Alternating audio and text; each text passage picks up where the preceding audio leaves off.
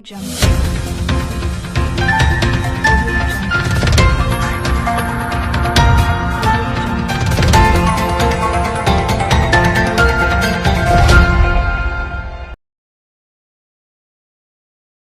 News കാലാവസ്ഥാ വാർത്തയിലേക്ക് സ്വാഗതം.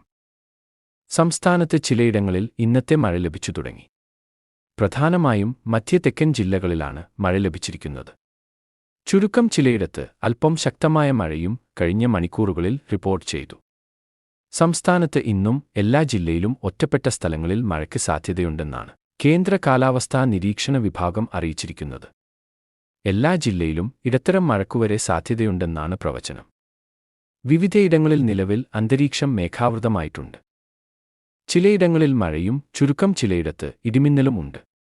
വരും മണിക്കൂറുകളിലായി മറ്റു ചിലയിടങ്ങളിലേക്കും മഴ എത്തിയേക്കും.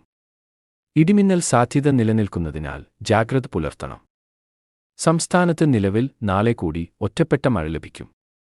നാളെ 8 ജില്ലയിലാണ് മഴ സാധ്യതയുള്ളത്. നാളെ പ്രധാനമായും വടക്കൻ കേരളത്തിലാണ് സാധ്യത.